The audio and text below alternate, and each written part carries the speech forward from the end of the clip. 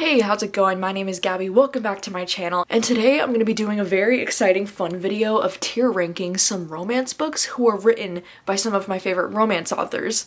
And something that I think is really fun about doing this is because even though an author is like a favorite romance author, it doesn't necessarily mean that I've enjoyed every single book from them. And so I think this is a way for me to show you which books I've enjoyed from some of my favorite romance authors and which ones I haven't. Before we do jump into the books, I just wanted to say a huge thank you to today's sponsor, which is Scentbird. Scentbird is one of my favorite sponsors to work with because I freaking love trying new fragrances. Scentbird really is the gift that keeps on giving.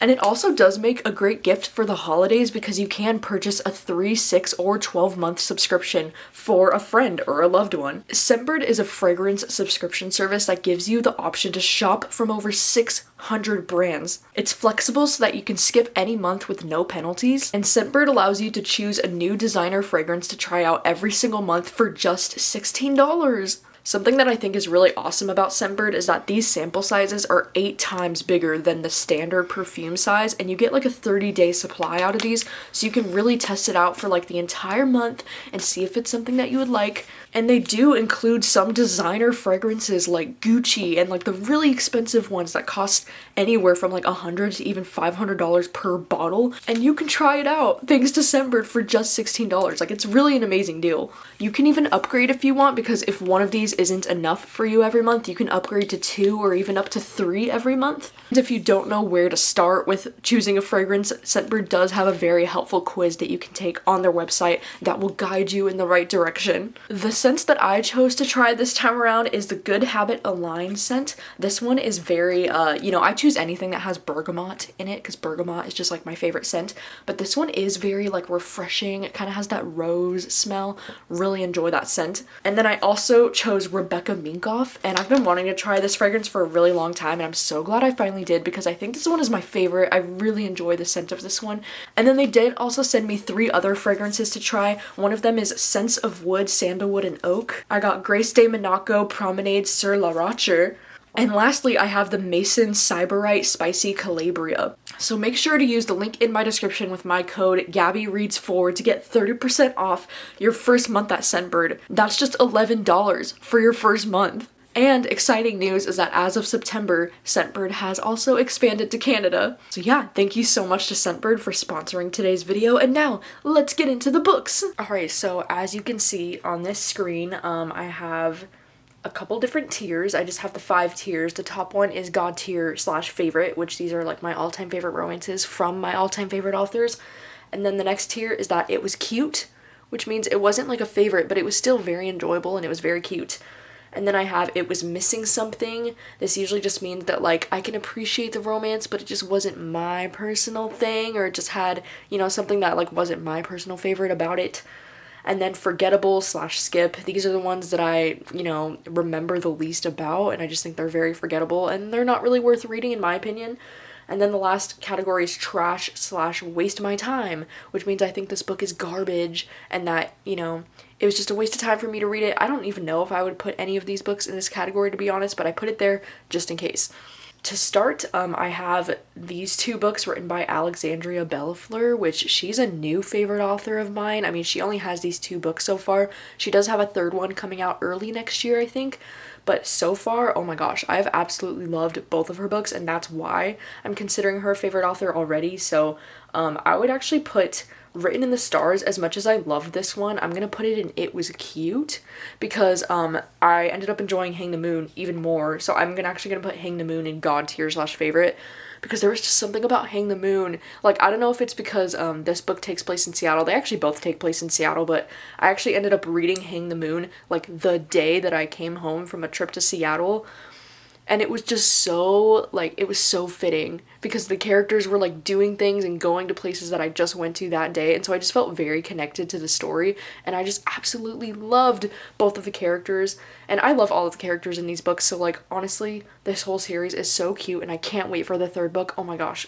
Alright, and then next we have Brittainy C. Cherry, who I've read a number of books from now. It looks like I've read what is that, 7 books. And Brittainy C. Cherry is an author that I absolutely love. Oh my gosh, like some of her books are just some of my all-time favorites, but she's also had a few misses for me.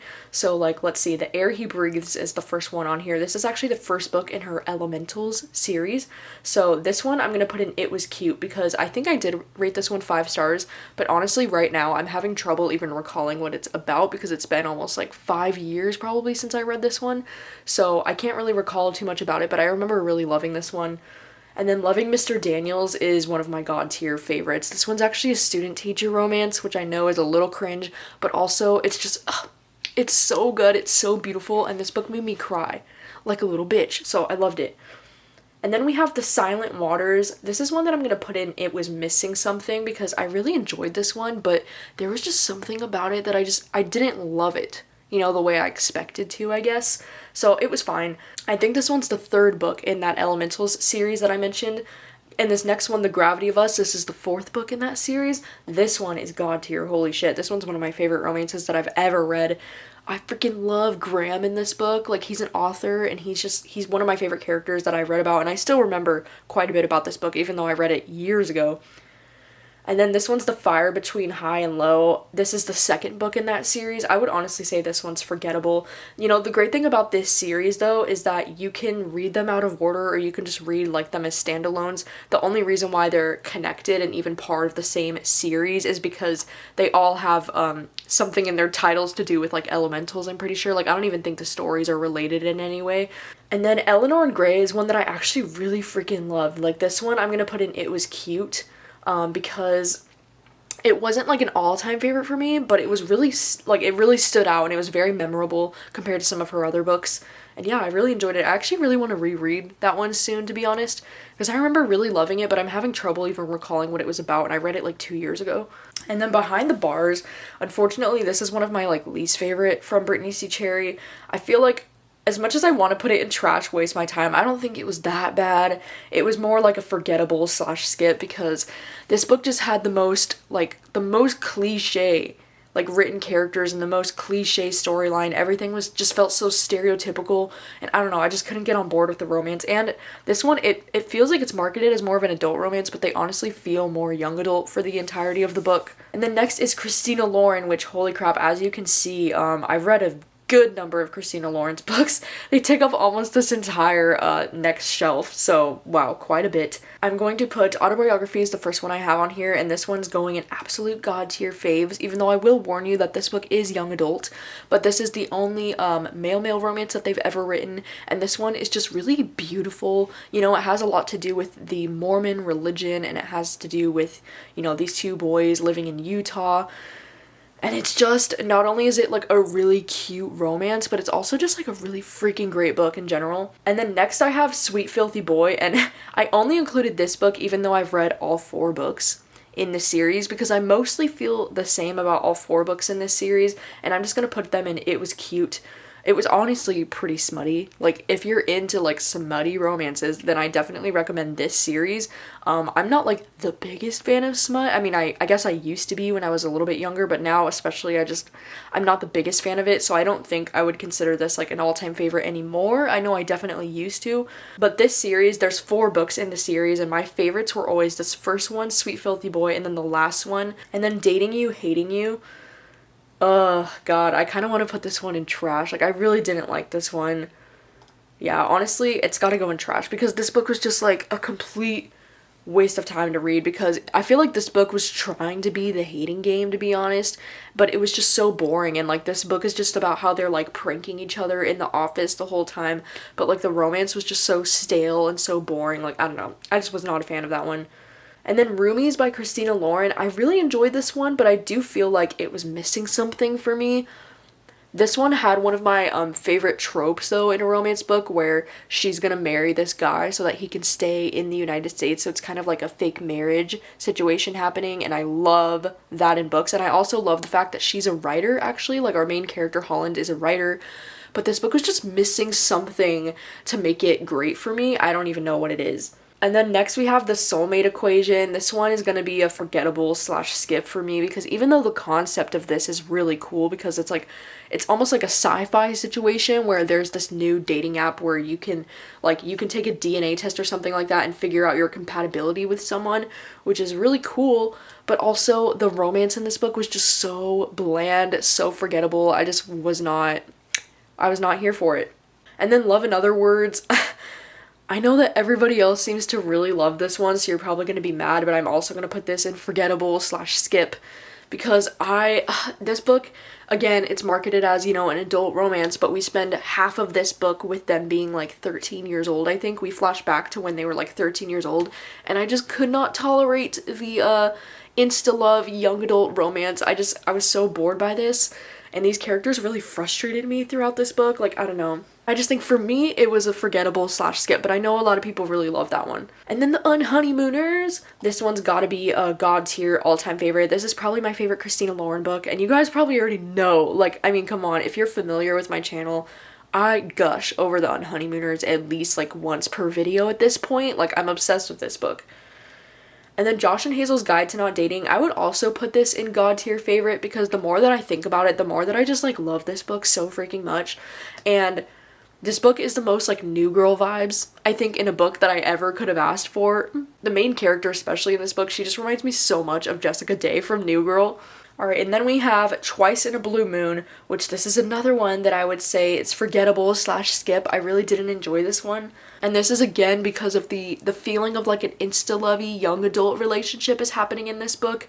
But I was just like so bored by their like insta-love romance when they met when they were 18 years old. And then we like flash forward to when she's an actress and she's like super successful. And then it's like a romance about how they're getting back together. I can't even remember honestly, but it was forgettable. It was a skip, even though I do love reading about like the film industry and like actresses and stuff, but I was so bored by it. And then In a Holidays, this one was actually a DNF for me actually, so I'm gonna have to put this one in trash slash waste my time. But this one is also kind of a me thing because I don't usually like romance books that are themed around like a holiday, like especially Christmas. I don't know what it is, but I can never enjoy them. I always get super bored by them, or just like, I don't know, like the Christmas romance books just don't really do anything for me. So that's kind of a me thing. My favorite half night stand, I would actually put this one in It Was Cute, even though I do have some issues with this one because, you know, this book has a lot of catfishing happening in this story, which is something that I'm like not okay with, but at the same time, like, I really enjoyed the characters in this story. I really enjoyed the romance that was happening. I just thought it was really cute. This one also kind of has that like new girl vibe in the sense that she's like the only girl with a bunch of dudes as friends, and they're all like professors or something. The last one is The Honey Don't List, and this one I'm gonna say is also forgettable slash skip. So like that's pretty wild that Christina Lauren like is one of my favorite romance authors, but a lot of their books do end up being pretty forgettable for me, which is kind of sad. But at the same time, I'm always willing to try their newest books because I have 3 of their books as like god tier all-time favorites. So it's like they're still one of my favorites, you know? Alright, and then next up we have Colleen Hoover, which again, this is probably another romance author that I've read so many books from, as you can see down here. And this is another author that I definitely have some favorites, and I definitely have ones that were more misses for me personally. Heartbones is one of my most recent reads out of all of the ones on this list, and I would definitely put this in It Was Cute, because Heartbones is not like one of my all-time favorites, but it was like really freaking good, especially for a story that had more characters on like the young adult side. I wasn't sure if it was going to be something that I would enjoy or not, but it ended up being really good. And I was also really moved because this book is just, it's really heavy at times, you know? And then It Ends With Us is my number 1 favorite Colleen Hoover book, so this is going in god tier slash favorite. Because It Ends With Us is just everything. Like, I love Lily Bloom, I love Atlas, and like, this book made me cry more than any other Colleen Hoover book ever has. It's really special, it's really great. And then I have Hopeless, which this is one that I enjoyed when I read it, but I honestly feel like I need to reread it in order to even rate this one, but I'm gonna put it in It Was Cute, because even though I know this book definitely has its issues, I remember for the most part, really enjoying it. I mean, I remember thinking in the beginning that it was very, like, insta-love and very cringy, but then eventually I just got, like, sucked into the story, and then I ended up really enjoying it by the end of it. And then Ugly Love, this is another one that I would like to reread, but as of now, I still consider this one a favorite, just because I do remember the ending of this book, and I remember how much it impacted me emotionally, and I cried my freaking eyes out over this book. So as of now, it's still a god tier favorite. And then we have Slammed, which this one, I would say it was cute. You know, I don't remember too much about this book, to be honest, but I just remember thinking it was really cute. I remember I read it when I was sick in bed. I just finished it all within one day, and I just had a really wonderful time reading this book. And then Maybe Someday, this is another one that I think it was cute. You know, Colleen Hoover just has a lot of romances that I just really click with. Like, a lot of her romances, something that I really appreciate is the fact that her romances will always make you feel something, you know? Like, she never has a book that's just, like, a complete dud for me, so I love that. And then November 9, this is one that I would like to reread this one because I remember really enjoying this one, but ever since reading it, I've heard that a lot of people are saying that this one's kind of like problematic in certain aspects, so I would really like to reread this one, but as of now, I'm putting it in It Was Cute. I really like the idea of, you know, characters only meeting one time in the year, like, because if you didn't know, these characters in this book, they end up moving apart, and then every year on November 9th is like the one day that they meet each other again, and they have had no communication in between the years. It's just a really interesting concept, and I love that in a romance.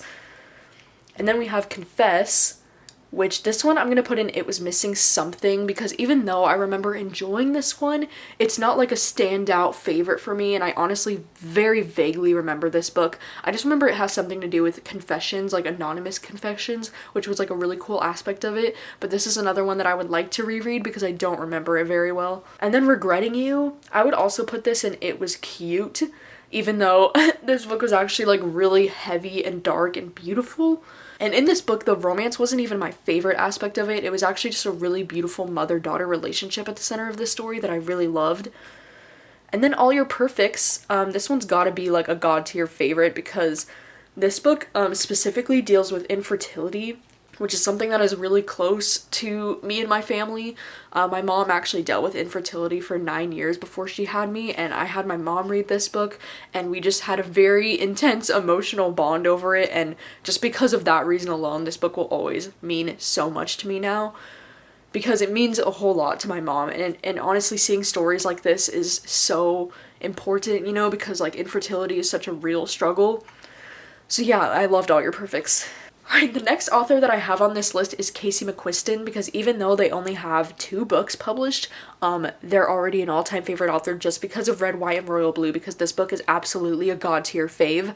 I freaking love Red, White, and Royal Blue. Like, I honestly want to reread this one so badly, and this book is one of those books that gives me the most hope that I ever feel in my life. You know, it's not a common feeling that I get because I'm a very pessimistic person, but Red, White, and Royal Blue gives me so much freaking hope. And so I freaking love that book. And then unfortunately One Last Time ended up being alright. I'm gonna put it in It Was Missing Something, because even though I did enjoy the romance, sometimes it felt very insta-lovey to me. And then there was just something about this book that I just didn't vibe with it like 100% the way that I wanted to. So this one ended up just being alright for me, which was kind of sad, but I'm also looking forward to anything that they write in the future.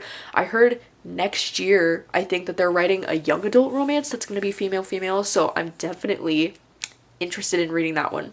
And then next we have Emma Scott, who is one of my favorite authors. I think I've read, 6 of her books now.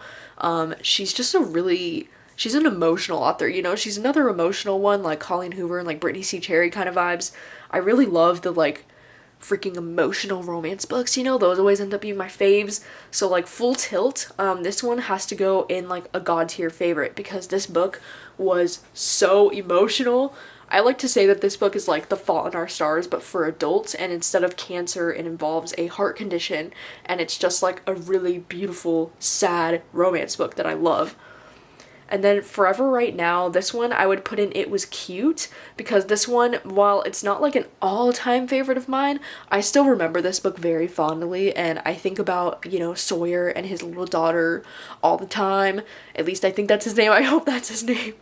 And then unfortunately, A 5 Minute Life. I kind of want to put this in trash slash waste my time, but honestly, I'll just put it in forgettable because I really loved the first like 50% of this book, and then the last 50% of this book just went down the drain so freaking fast. But this book kind of has like a 51st Dates premise where we're following this girl who has a 5-minute long like memory span. And it's a really interesting, really sad, beautiful romance story. But the last 50% was like so bad. It just ruined everything for me. So, and then we have The Girl in the Love Song. I don't know how I feel about this one. I feel like I'm gonna put it in It Was Missing Something, because even though I somewhat enjoyed this book for the most part, it was like I was really taken off guard by this because, you know, there's a grown-ass man on the cover of this book, so I was expecting an adult romance with this book, but no, it's actually like they're 13 years old for the first like 100 pages or so, and then they're like 18 to 17 years old for most of the book. So I was kind of taken off guard by that. Like, I was really wanting an adult romance, and then this ended up being fine, but like some parts were definitely like really cliche and over the top. And then Someday is one of my god tier favorite romances like on this earth. This is, as far as I know, this is one of the only, if the only, male romance that Emma Scott has written so far. And this one is just, oh my god, it's beautiful. Like, these characters just mean so much to me. And this book is also really heavy because both of these guys are dealing with, you know, drug-related problems. Like, they were both drug addicts at one point, and that's actually kind of how they meet in this story, is through like a support group that's helping them get through it. And this book is just really dark and heavy, but like, oh my god, so beautiful. It makes me want to die just thinking about it. Like, I want to reread this book all the time. And then The Butterfly Project is also a god tier, like, absolute favorite for me. Honestly, the books Someday and The Butterfly Project are the reasons why I will read any book that Emma Scott writes, because holy shit. The Butterfly Project is just so good. It has major New York City vibes because it all takes place in New York. Beckett is like one of my top all-time favorite love interests in a book. I just absolutely adore him.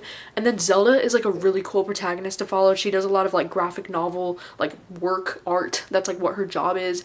I just loved everything about this book, and I get the urge to want to reread it every winter because it takes place in like winter time in New York for the most part, and it's just absolutely magical.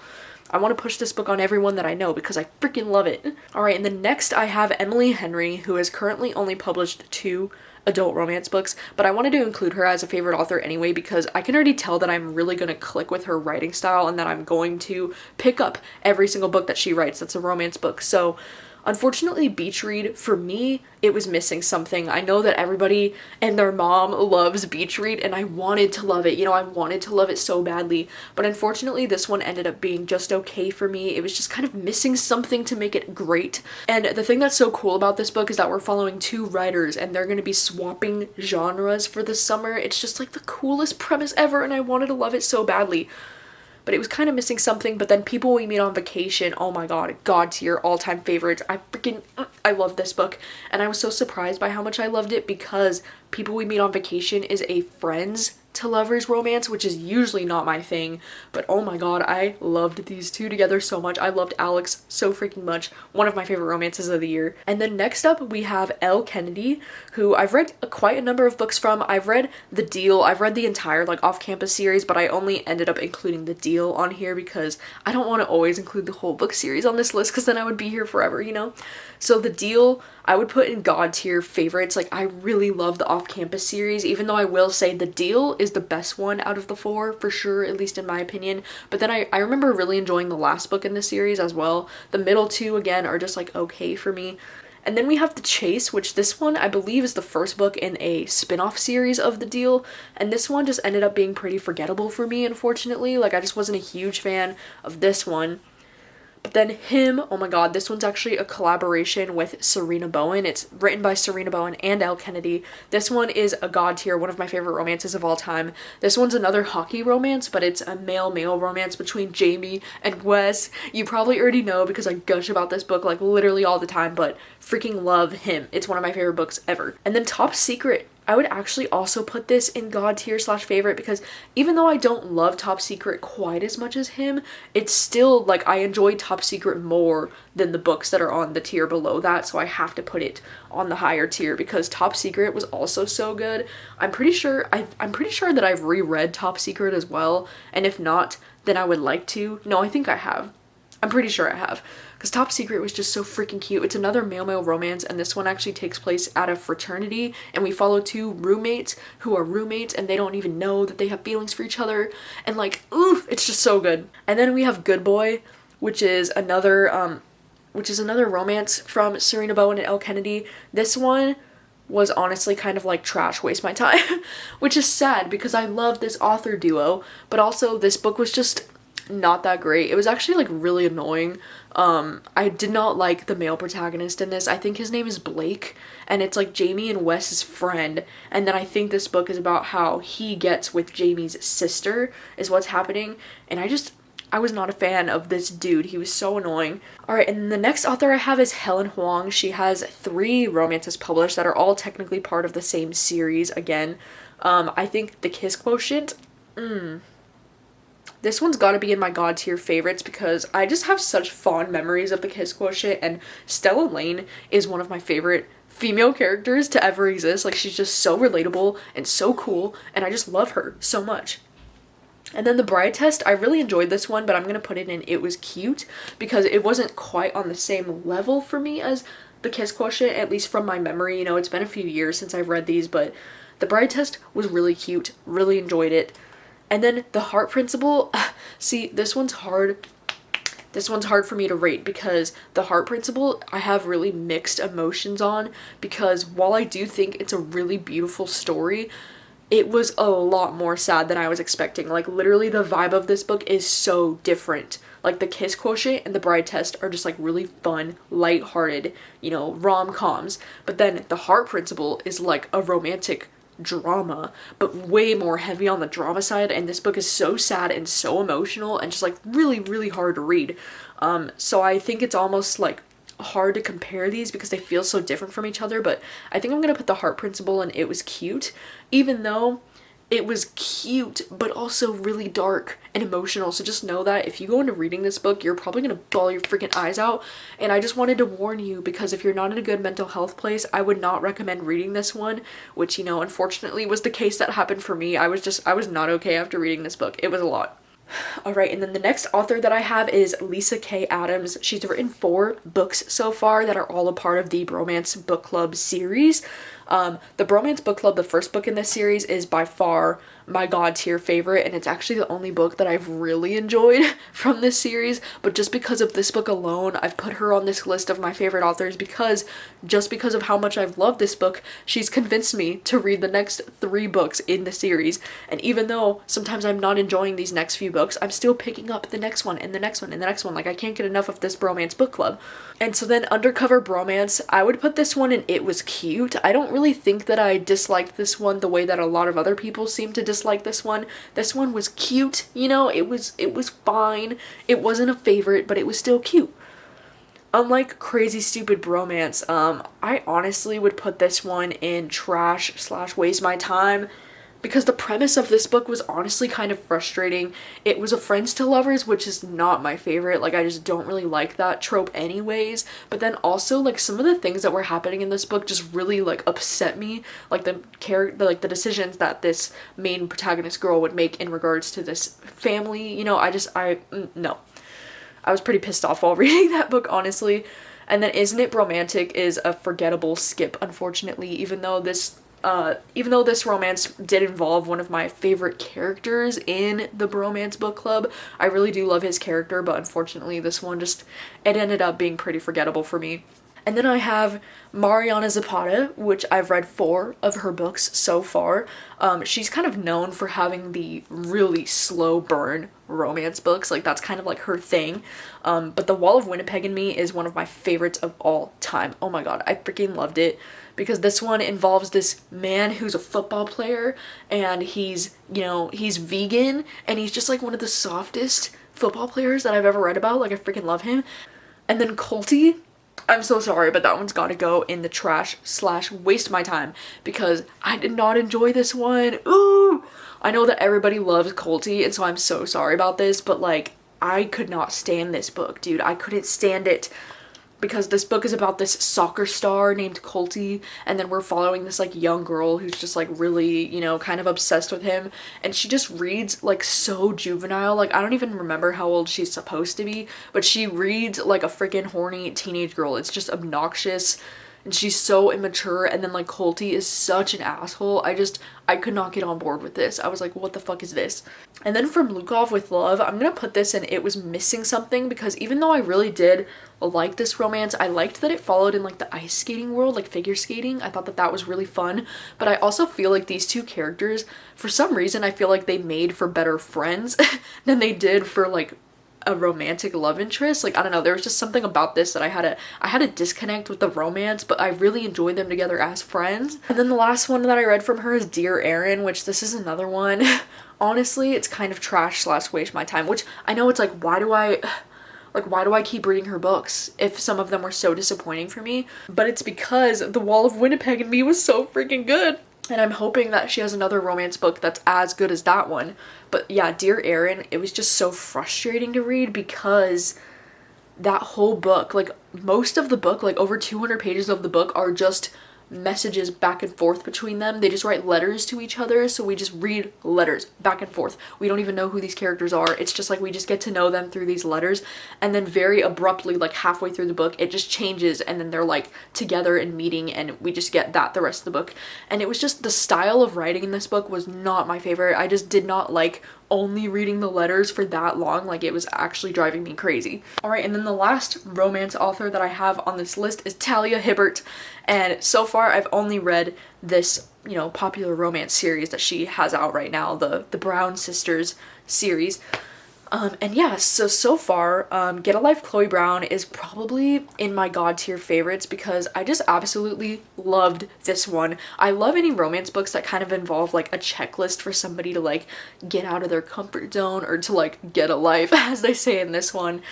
I just thought Chloe Brown was a really great character, and she actually deals with a lot of chronic pain, which I think was a really interesting representation to have in a romance novel because it's just not something that you see very often. And her and Red in this book were just, oh my god, they were so cute. I just love Red's character so much. And then Take a Hint, Dani Brown. This one's actually my favorite out of the three, so I have to put this one in god tier favorite also. This book, oh my god, I freaking love Dani's character in this. Like, she's the most relatable sister out of the three of them for me because she's an English professor, which is just so freaking cool. She's bisexual, she has pink hair. Like, I just absolutely love everything about her character, and her relationship in this book, oh my god, they were so cute. They were everything. They were so freaking cute. And this one has like the fake dating trope going on too, which I also really love. And then the last book is Actor Age Eve Brown, and this one I'm gonna have to put in It Was Missing Something because I wanted to love this book. Like, I think I went into it with super high expectations because the other two books were like god tier favorites for me, and then this one just ended up being a little bit disappointing. Like, I don't know if it was because of Eve's character I just didn't connect with as much, or the romance, just I didn't click with the romance as good as I did with the other two books. I don't know, but this one was just kind of missing something for me, and I don't really know what it was. So yeah, those are all of the romance books from some of my favorite romance authors. I think that's like really fun to, you know, acknowledge the fact that even though some of these authors I do consider my favorite romance authors, I don't think there's one author out there that hasn't had a disappointing kind of book for me. Like, every single one of these romance authors that I've read from, I've had at least one book that I feel pretty meh about. And I think that's wild, you know? I'm like such a picky bitch that I have not had one single author that I've enjoyed like every single book from so far. So yeah, that's kind of depressing. Anyways, I would love to know if you've read any of these books. What are your thoughts on them? Do you agree with where they were ranked, or do you disagree? I'm sure there's a lot of you that disagree because I have very specific taste with some of these. But I would also love to know, like, do you have a romance author out there that you've enjoyed every single book from? Or are you kind of like me where, you know, there's been an author like that has some hits, some misses? Yeah, let me know what you're thinking. Let me know what your thoughts are on these. And thank you so much for watching as always, and I will see you very soon with another video. Bye!